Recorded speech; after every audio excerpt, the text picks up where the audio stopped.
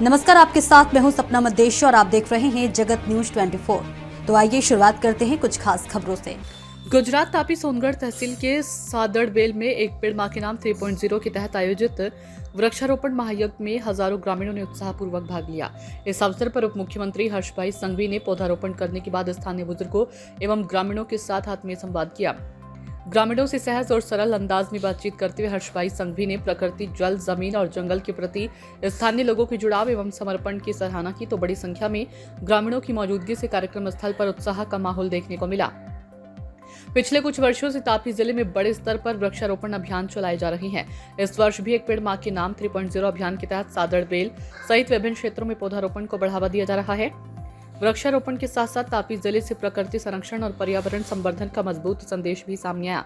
दीपेश भाई रामानंदी की रिपोर्ट। आज तापी जिला में प्रकृति संवर्धन ट्रस्ट द्वारा वृक्षारोपण एक कार्यक्रम आयोजन करवामां आव्यो छे। आ कार्यक्रम जोईने दिलने खूब आनंद थाय। छेल्ला 3 वर्षथी दर वर्षे आ संस्था द्वारा आयोजित वृक्षारोपणना कार्यक्रममां मने अहींया आववानो अवसर प्राप्त थयो छे। कुदरती सौंदर्य वच्चे दर वर्षे आ संस्था द्वारा आसपासना गामना नागरिकोने साथे राखीने लोकोने पोतानी जवाबदारीनी समज वधु केलवाय अने साथे साथे मात्र वृक्षारोपण करवुं एटલું જ નહીં, એનું જતન કરવું એનું બી કાર્ય પ્રકૃતિ સંવર્ધન ટ્રસ્ટ દ્વારા છેલ્લા અનેક વર્ષોથી કરવામાં આવે છે। હું દર વર્ષે અચૂકપણે એમના કાર્યક્રમમાં અહીંયા હાજર રહેતો હોઉં છું, કારણ કે માત્ર કાર્યક્રમ કરવો એટલું જ નહીં, પર એના પછી આખા વર્ષ સુધી એ વૃક્ષોનું જતન કરીને મોટા કરવા તે કાર્ય બી આ ટ્રસ્ટ દ્વારા કરવામાં આવી રહ્યું છે।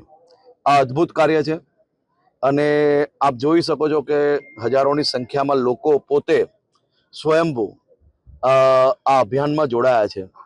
આ જ દર્શાવે છે કે આવનારા દિવસોમાં હજી વધુ લીલુંછમ એ આપણો તાપી જિલ્લો, આપણું ગુજરાત થવા જઈ રહ્યું છે અને એ બાબતે આ પ્રકારના કાર્યકર્તાઓ, આ પ્રકારના લોકો જે જોડાયેલા છે તેમનો બી હું ખૂબ ખૂબ આભાર માનું છું। કાલે 9મી ઓગસ્ટે શું કહેશો?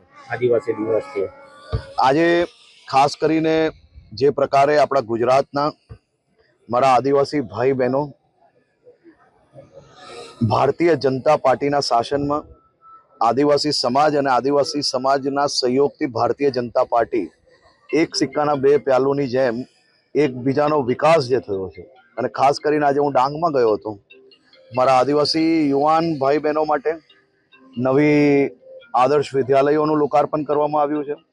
તાપીમાં બી આપ જોઈ શકો છો અદ્ભુત શાળાઓ અને રમતગમતના જે નવા જે ઇન્ફ્રાસ્ટ્રક્ચર છે તેના માધ્યમથી તાપી અને ડાંગ જિલ્લાના બી આપણા યુવાન ખેલાડીઓએ આવનારા દિવસોમાં રાષ્ટ્રીય અને આંતરરાષ્ટ્રીય કક્ષામાં આ ગુજરાત અને દેશનું નામ રોશન કરશે। ऐसे ही अपडेट्स के लिए देखते रहें जगत न्यूज 24 और हाँ, हमारे चैनल को लाइक, शेयर और सब्सक्राइब करना बिल्कुल ना भूलें।